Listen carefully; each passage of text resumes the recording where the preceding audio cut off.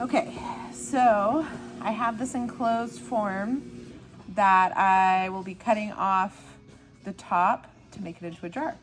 So, basically you have to kind of be aware of like where you started to enclose it, right? And so, or some sense of that. And so I know that the top of hers was enclosed up here. I'm assuming this was done in a Give It a Try wheel class. So one of those things that like that one, for the one that I threw, I would probably,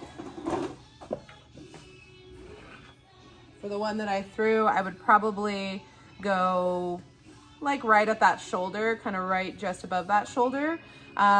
Just thinking of how I want that jar lid to sit. So a similar concept on this one, even though I didn't actually throw it knowing that it was an enclosed form, because I kind of saw her out of the corner of my eye, and then I was like, oh, we can make that into a jar. So, but basically what I was thinking is I'm going to probably have this be the top, this kind of be the knob, and then it can sit on this first one right here. Yeah, because I feel like if I go too low, it might be just too shallow of a jar, and then doesn't have much purpose, right? So what I'll do is I've got it on my little griffin here to stabilize it so that I can have it, going around and stable there. So I'm going to kind of find a good spot, kind of just feeling it out. So basically the tool I'm using is this kind of triangle knife tool here. So that one. You're fine. This is for Janelle. So, question. What? Yeah, question. Where are you going to start the cut? Are you going to go in close to that? If I go to, so this is the idea of your jar is you need to have your cut at an angle because you need to have something for it to sit, the jar lid to sit on the inside, kind of a lip, right? So if I were to cut too close in and, too in, it's just going to become, it can become kind of like a cork type jar lid. I've done a little teeny jar where I just kind of did a ball of clay and kind of molded it as like a cork lid, which you can do that kind of thing.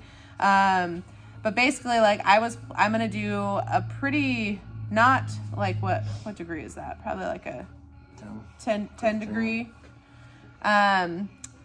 And so I'm going to get it to stop first. I'm going to do my little 10 degree right there. And I did it just above the surface, shoulder right there, because I want it to have enough of surface to really sit on. So kind of got it in there, and you just have to be kind of slow.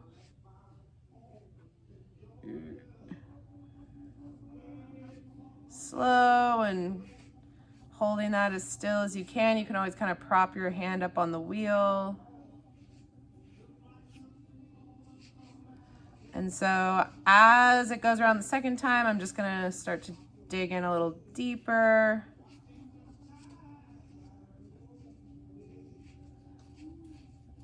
You can see it's already starting to come off. So that's where, looking at it now, she kind of, could have done a little bit thinner in her wall to create a little more space in that jar, in a sense. But this way you can fire. But yes, this way I can fire it, because we don't ever want to fire fully enclosed hollow forms unless they have a hole poked in them. If we are doing hollow forms or solid forms, they should always be hollow, and we should always have an escape hole for air. So that's why this jar, now we've got a little lid that we can sit on there, and yeah, she's got a little space in there for whatever she wants to put in there. And